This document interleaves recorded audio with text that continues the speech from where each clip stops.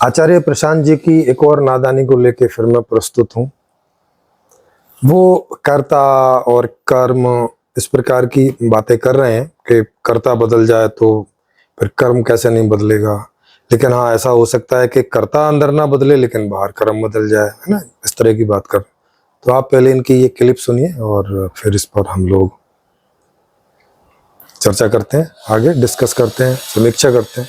वो कह रहे हैं कि एक बात तो उन्होंने ठीक कही, और वो ये कही कि हाँ, आप जो कर्म में लगे हैं उसमें लगे रहिए, थोड़ा बहुत ध्यान कर लीजिए, मंदिर चले जाइए तो आपका सब हो जाएगा, ठीक हो जाएगा। तो वो तो ये ठीक कह रहे हैं कि इसमें आपका तो कुछ ठीक होना आना नहीं है, लेकिन हाँ, गुरुओं का जरूर ठीक हो जाता है, उनका जीवन जरूर मस्त हो जाता है, क्योंकि आप कुछ ना कुछ डोनेशन उनको देते रहते हैं। और 100, 200, 500, 1000 लोग अगर थोड़ा थोड़ा भी डोनेशन करेंगे तो एक गुरु का हिसाब किताब खूब अच्छे से चल जाता है, चकाचक। ये बात तो उन्होंने ठीक कही और ऐसा हो भी रहा है। और ज्यादातर गुरु इसी के चक्कर में गुरु बने भी हुए हैं और इस तरह की बातें भी कर रहे हैं। अब देखना यह है कि आचार्य प्रशांत जी भी उन्हीं गुरुओं में से एक हैं या कुछ अलग से हैं। तो वो कह रहे हैं, जैसे उन्होंने उदाहरण दिया कि आदमी लालच है, लालच में वो दुकान जाता है। बात भी सही है, क्योंकि नहीं तो कोई कार्य काहे के लिए करेगा भाई। उसे कुछ लालच है, और लालच का मतलब है कोई इच्छा है उसे और अपनी इच्छाओं की पूर्ति करना चाहता है, ये लालच होता है। इससे लालच का तो कोई और अर्थ है नहीं। लालच का यही अर्थ है कि आज या आने वाले दिनों में या सालों में मुझे जो इच्छाएं होंगी, या मेरे लोगों को, उनके सगे संबंधी या जिनको भी वो मानता है, उन लोगों को जो जीवन में इच्छाएं होंगी उनकी आपूर्ति निर्बाध रूप से, आसानी से होती रहे। ये लालच हर व्यक्ति को होता है कि मैं अच्छे से जीऊं और भविष्य में भी अच्छे से जीता रहूं, और भविष्य की भी ऐसी मेरी व्यवस्था रहे कि मुझे आज उसके लिए चिंता ना खड़ी हो, है ना। नहीं तो आज का मेरे पास है भी, या 2-4 महीने का या 1 आध साल का इंतजाम भी है, लेकिन फिर आगे की चिंता होने लगती है कि चलो 1 साल तो निकल जाएगा, अगर ये इस 1 साल में नहीं हुआ तो फिर आगे का क्या हुआ। आदमी ऐसे भविष्य के लिए चिंता करता है, क्योंकि मनुष्य है तो दूर तक सोच सकता है, तो दूर तक कैलकुलेशन कर लेता है कि मेरे पास जो इंतजाम है इससे मैं कब तक सुखद अवस्था में रह सकता हूँ, कब तक मेरी इच्छाओं की पूर्ति होती रह सकती है। तो वो चाहता है कि उसका भविष्य भी जो है सुरक्षित रहे। पशुओं की तरह नहीं है कि बहुत लंबा दूर तक नहीं सोच पाता है। तो अब ये कह रहे हैं कि उदाहरण दिया कि दुकान पे तो आप लालच के लिए जाते हो, अब कोई गुरु बोल देगा कि मंदिर चले जाओ तो वहां भी आपका अब दुकान से नहीं, अब मंदिर से लालच पूरा होगा, जाओगे तो लालच के लिए। तो सर, जीवन में लालच के अलावा है क्या? और बिना लालच के कोई कार्य हमसे हो कैसे सकता है? अब आचार्य प्रशांत जी की यहीं पर गलती है। इस गलती को आप पकड़िए, नादानी को। क्या हम हमारे अंदर से, माने क्या मनुष्य के अंदर से या किसी भी चेतन से बिना लालच के कोई कर्म हो सकता है? क्या संभव है? क्या सोचें। और लालच का मैंने आपको अर्थ बता ही दिया। अब ये क्या अर्थ बताएंगे वो तो वही देखिएगा। मैं जो अर्थ बता रहा हूँ वो डिक्शनरी में है, और उसका भावार्थ भी ऐसा ही है कि अपने लिए, या जिन्हें हम अपना समझते हैं उनके लिए, और जितनी दूर तक का भी हमें कैलकुलेशन होता है, जितना भी भविष्य तक का, उस सब को सिक्योर करना चाहते हैं, अच्छे से जीते रहना चाहते हैं, बिना किसी झंझट के, बिना किसी दुख के, बिना किसी परेशानी के, और एकदम सुखद सुखद सब। ये मूल में इच्छा रहती है कि हम सदा सुखी बने रहें, सदा सुख से जिएं, और इसी के लिए बाकी सब लालच होते हैं। क्योंकि हमारा जीवन कैसे सुखद बना रह सकता है कि सुखद परिस्थितियां हों, घर इत्यादि, जितने भी चीजों से सुख मिलता है वो सारे संसाधन हमारे पास प्रचुर मात्रा में सदा बने रहें।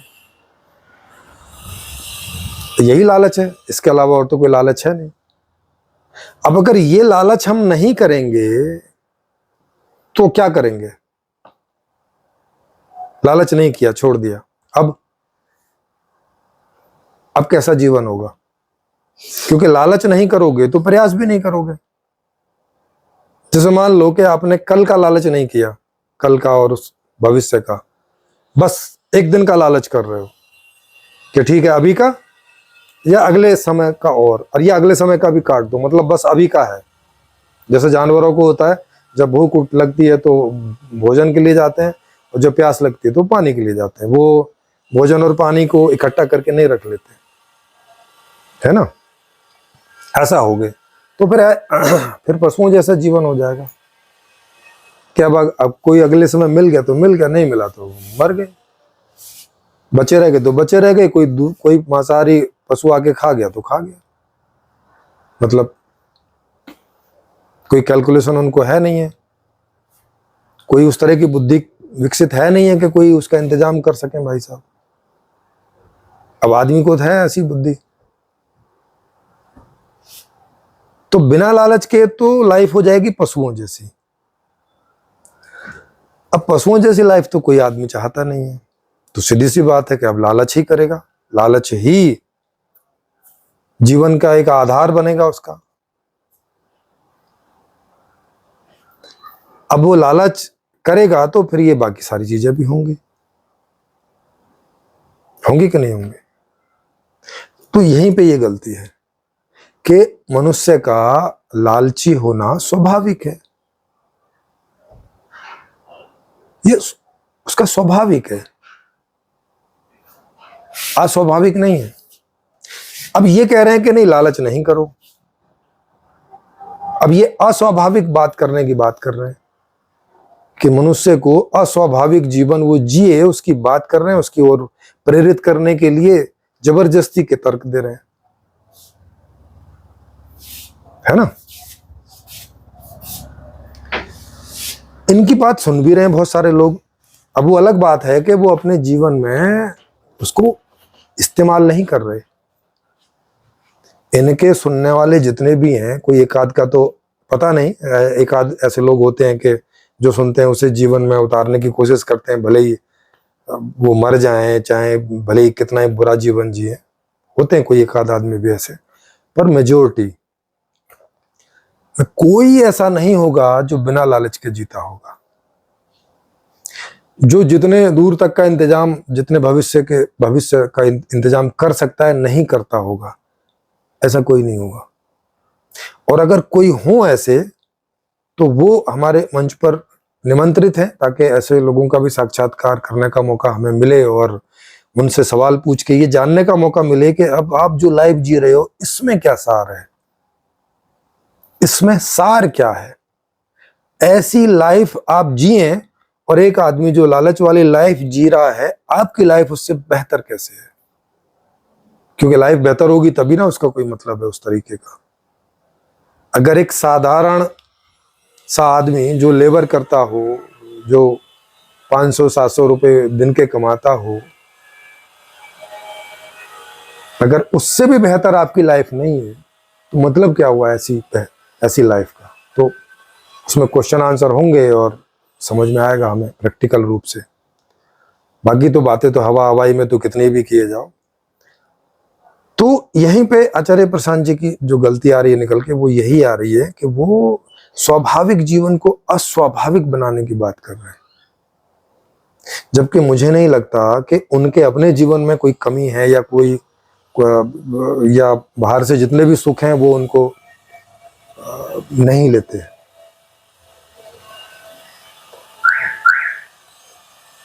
और लेते हैं तो पूरा प्लान ही उन्होंने बना रखा होगा, क्योंकि बाजार से सामान अपने आप तो उनके घर नहीं पहुंच जाता होगा, उसके लिए तो व्यवस्था करते होंगे।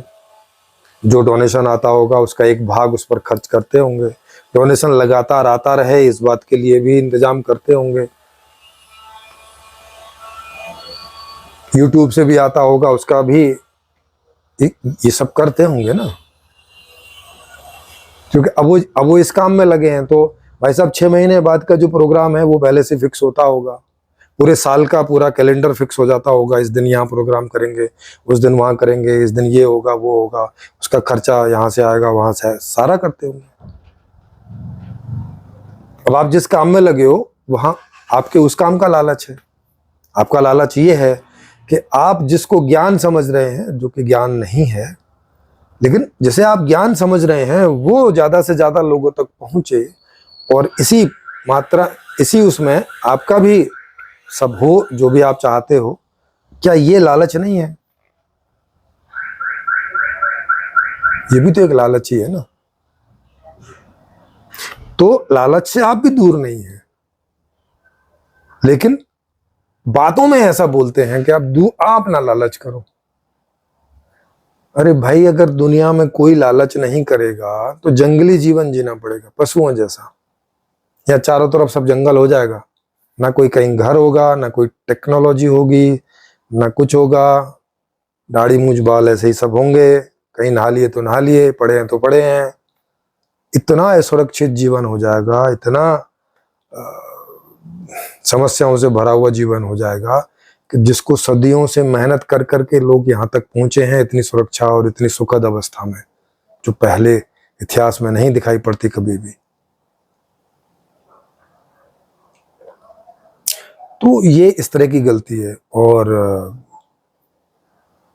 जाहिर सी बात है आप भी अपने जीवन में बिना लालच के कुछ नहीं कर सकते, कोई कुछ नहीं कर सकता।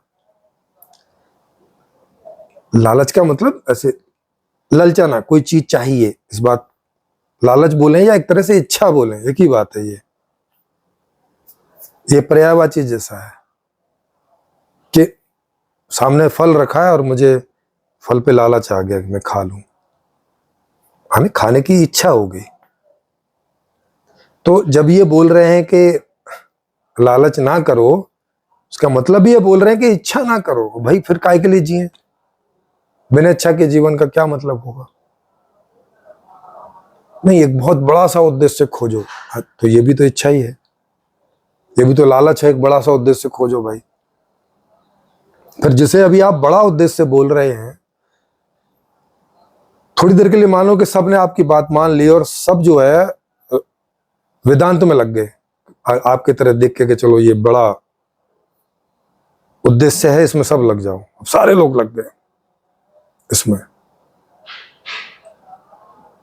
तो फिर तो ये सामान्य बात हो जाएगी, क्योंकि सारे लोग जो काम करेंगे अब उसमें बड़ा क्या होना है, कुछ भी नहीं। लेकिन फिर खाना कहाँ से आएगा, कपड़े कहाँ से आएंगे, टेक्नोलॉजी कहाँ से आएगी, बसेस कहाँ से आएंगी, सड़क बिजली पानी कहाँ, सब कहाँ से आएगा? जो ऐसो आराम अभी जो भी जिसको प्राप्त है वो। जिस बिल्डिंग में आप बैठ के ये उपदेश कर रहे हैं, ये बिल्डिंग भी उनकी बनाई हुई है, ईंट ढो ढो के, जिनका जीवन का आप सो कॉल्ड आपका जो बड़ा उद्देश्य है वो नहीं है उनका। वो थोड़े से पैसों के लिए इस काम में लगे हैं, ये बिल्डिंग बनाने में, जिसमें आप बैठ के ये ऐसी गप मार रहे हैं। ये जिस कुर्सी पे आप बैठे हैं, ये उन्हीं लोगों की बनाई हुई जिनका कोई बहुत बड़ा एम नहीं है सो कॉल्ड आपके हिसाब से, जिसका आप माइक, कुर्सी, टेबल, ये मोबाइल, ये सब चीजें यूज कर रहे हैं। जो बैठ के आप गप मार रहे हैं ना, ये तभी संभव हो पा रही है उन्हीं लोगों की बदौलत। तो ये चीज है। तो आई होप कि आपको ये बात समझ में आई होगी उनकी क्या गलती है इसमें। और भी विस्तार से चर्चा करने के लिए आप, ये मेरा नंबर नीचे व्हाट्सएप फ्लैश हो रहा होगा, तो उस पर आप मुझे सूचित कर सकते हैं। अगर आप यहाँ इन टॉपिक्स पर या इस तरह के टॉपिक्स पर, जिस पर भी आचार्य प्रशांत जी बोलते रहते हैं, या कोई दूसरे लोग भी, दूसरे गुरु या समाज सुधारक इत्यादि बोलते रहते हैं, तो यहाँ विस्तार से चर्चा के लिए हमेशा निमंत्रित हैं।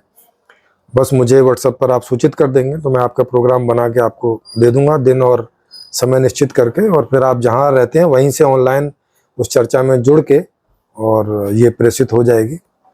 तो आप सभी का स्वागत है इस पर। अच्छी चर्चा लगी हो तो आप लाइक करें, शेयर करें और सब्सक्राइब करें। फिर मिलेंगे जी।